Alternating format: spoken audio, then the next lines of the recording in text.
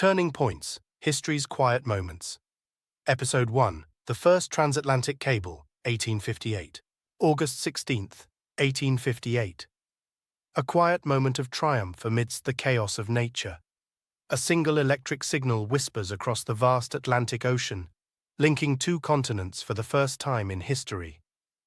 This is the story of the First Transatlantic Cable, a turning point in human connection. Before the 19th century, communication was tethered to the speed of horses, ships, and trains. Messages took days, sometimes months, to traverse the Atlantic. The idea of instant communication across such distances seemed impossible, the stuff of fantasy. But visionaries like Samuel Morse believed otherwise. In 1837, Morse introduced the telegraph, a device that could send electrical signals across wires to convey messages. It was the first step toward the dream of global communication. The dream of connecting continents, however, belonged to another man, Cyrus West Field.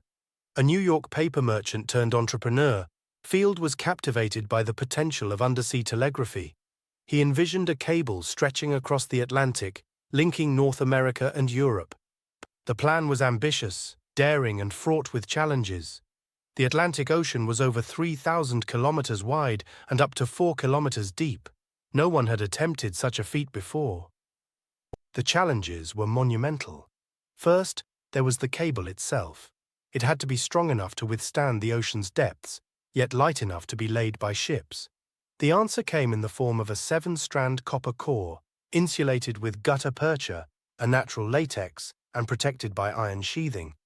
Engineers tested the cable rigorously, ensuring it could endure pressure, temperature changes, and the crushing weight of the ocean.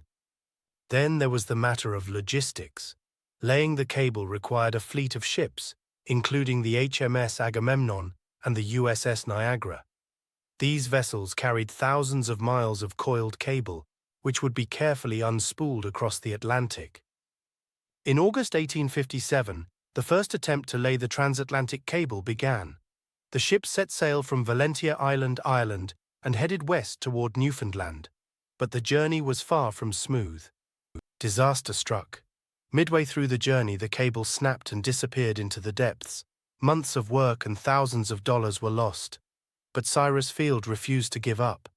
Field and his team made adjustments, strengthening the cable and refining their techniques. In 1858, they tried again, this time with a new strategy. Two ships would meet in the middle of the Atlantic, splice the cable, and then sail in opposite directions to complete the connection. On July 29, 1858, the cable was successfully spliced. The ships began their delicate journey, unspooling the cable as they sailed toward their respective shores. Every meter laid was a gamble against the unpredictable ocean. On August 5, 1858, the cable reached Newfoundland, and a day later, Valentia Island. The continents were finally connected. The first message, a congratulatory note from Queen Victoria to President James Buchanan, took over 16 hours to transmit. It read, "Glory to God in the highest, on earth, peace, goodwill toward men." Though slow by today's standards, it was revolutionary. People on both sides of the Atlantic celebrated this marvel of engineering and human ingenuity. The transatlantic cable shrank the world, paving the way for the global communication networks we rely on today. But the story didn't end there. The cable's success was short-lived. After just 3 weeks, it stopped working due to voltage overload. Skeptics dismissed the project as a failure. Yet Cyrus Field was undeterred. He continued to campaign for a more robust cable. It would take 8 years, new technology, and the largest ship of its time, the Great Eastern, to successfully complete the transatlantic connection in 1866. Today, undersea cables form the backbone of the Internet, carrying 95% of international data.